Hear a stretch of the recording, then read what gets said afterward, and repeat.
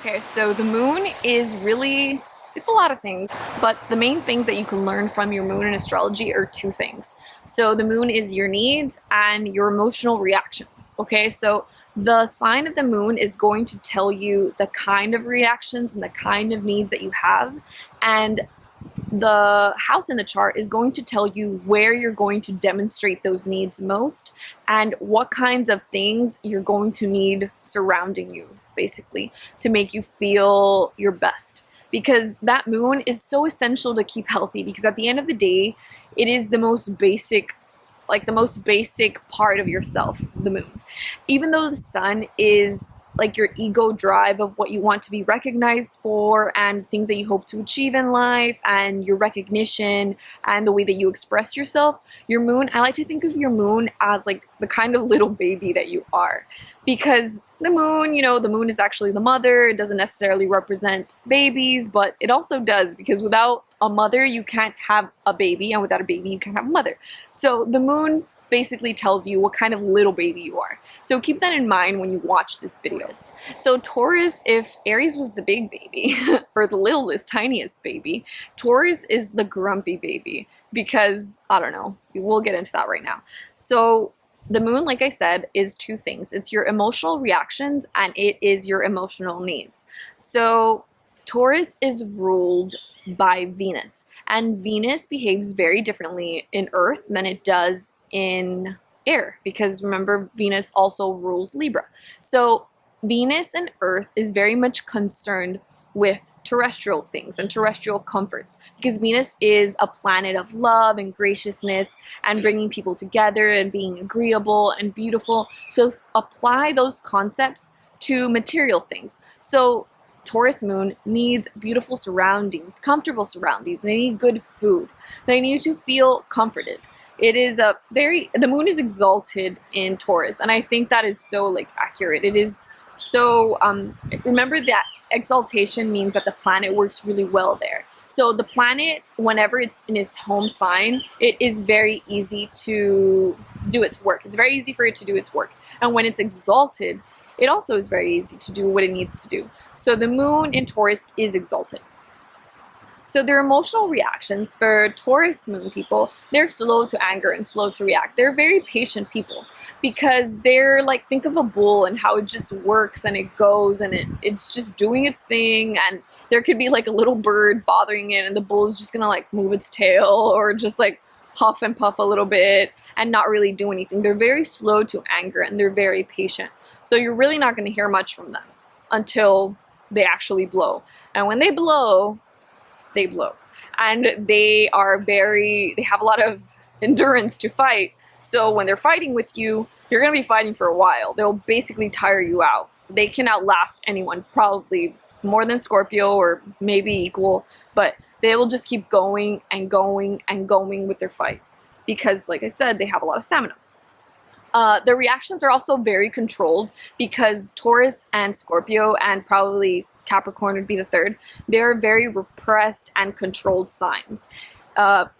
Taurus, because it's in Earth, and Earth is a very slow moving element, and Venus doesn't really want to react anyway. Venus is concerned with being gracious and being kind and being pleasant.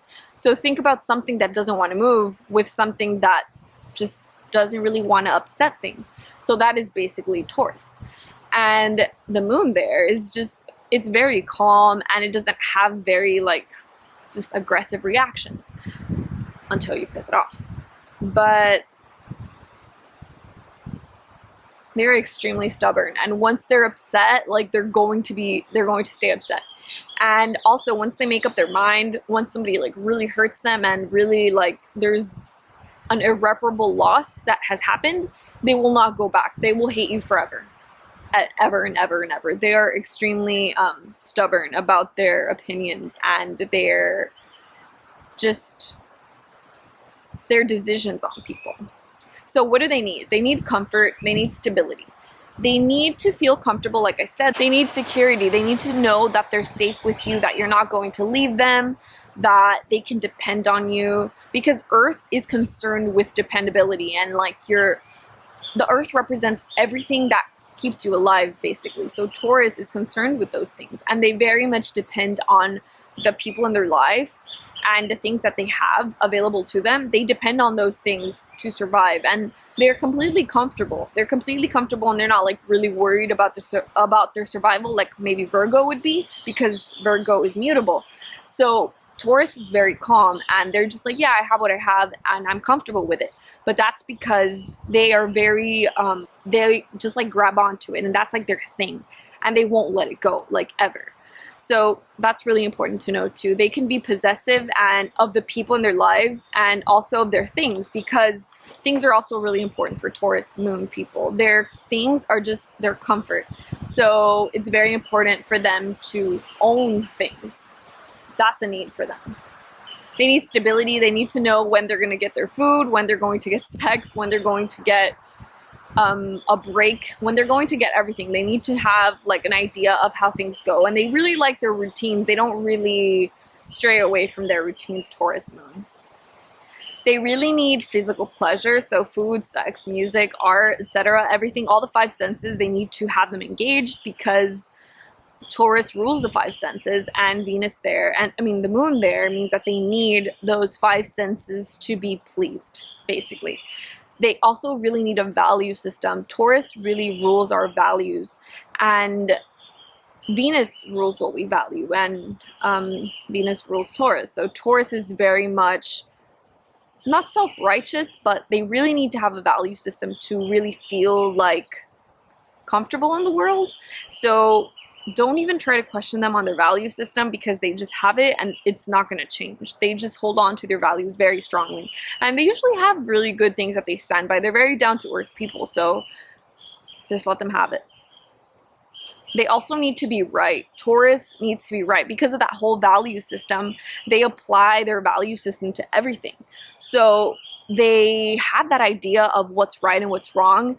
And so if you believe something that doesn't fall in line with their value system, they're just like, oh, well, that's wrong. Whatever. You're not going to change their mind. Don't even try.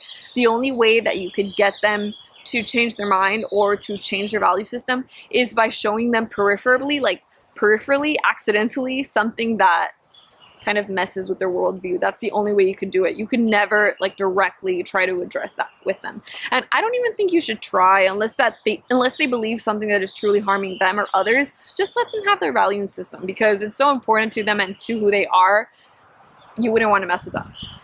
So, okay. So the last thing that I like to say is I like to look at the moon to the kinds of things that we might need in a relationship.